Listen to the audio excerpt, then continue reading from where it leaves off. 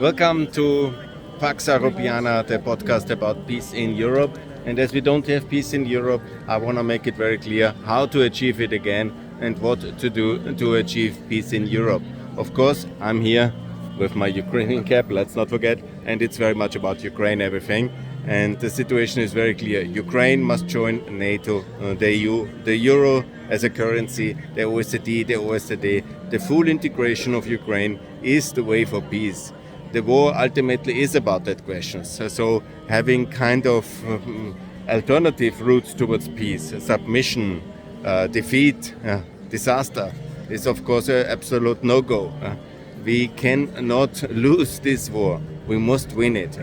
And all the questions about compromises, I think after 2.5 years are a little bit mute. So we have to win this war, and we will win it in 2025. Combined our forces industrial, fiscally and militarily supporting Ukraine, I think there's no doubt in the outcome.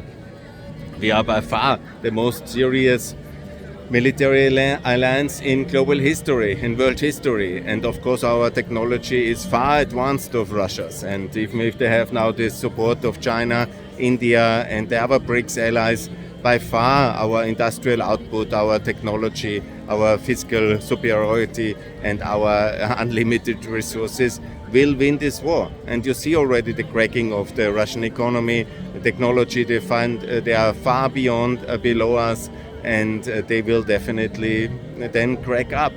And the scenario of Russia, which is falling apart like Yugoslavia, is a very positive one. We should really encourage that.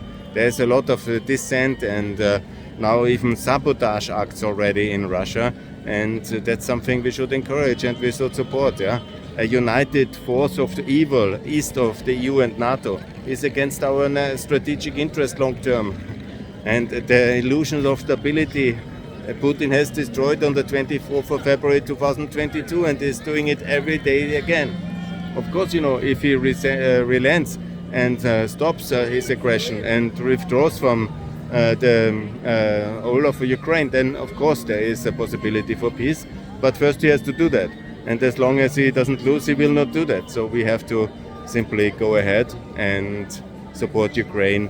Whatever it takes means obviously full fiscal support, as we have done this week in the European Parliament with another major package, and of course military support, technology support, integration support, and an invitation to NATO. This is for me the most important question of our times.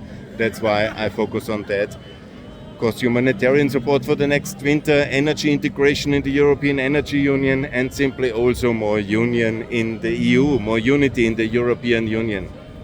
The Schengen accession and enlargement will now happen. It's very good.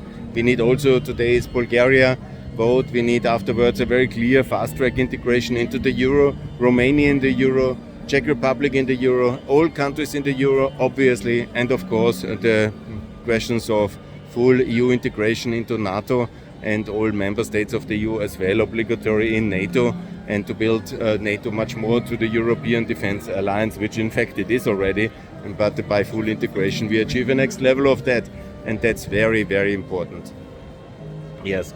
I will talk in the coming weeks also more about competitiveness and about the European defense industry, about the questions about also lowering taxes, integration of our labor markets, and of course the free trade agreements, which I hope the new Commission will put forward with America, with the Mercosur, with ASEAN, with the African Union, with the Gulf Cooperation Council, with Australia, with India, and everybody who is not in BRICS, and also OECD enlargement to offer to all countries of the free world and give them also a choice, BRICS or OECD, because we have to dismantle this hostile alliance which Russia is assembling, and we have the offer of OECD, a free trade agreement, bilateral aid, technology and weapons export, and we withdraw all these options for the countries who stay in BRICS, so BRICS will be dismantled, and this should be also one of our strategic aims for the future.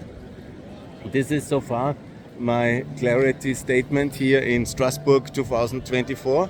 I hope it's all well understood and we are heading for victory. Strasbourg is a wonderful city, a symbol for German-French reconciliation after the Second World War. and the seat of our European democracy. And again, I call for all new countries which will emerge out of Russia to apply to a consultative status, associate observer status towards the Council of Europe, and also to have a NATO Parliamentarian Assembly permanently based here in Strasbourg with a secretariat and fully integrated with a regular meeting schedules 10 times a year to institutionalize this institution of NATO, which is the biggest alliance of Western democracies. And this is absolutely necessary to symbolize it as well with a permanent seat for its parliament. And that should be also very clear as Parliamentarian Assembly seat in Strasbourg, the capital of European democracy. Thanks a lot and see you soon here in the future. All the best from Pax Europiana. Bye.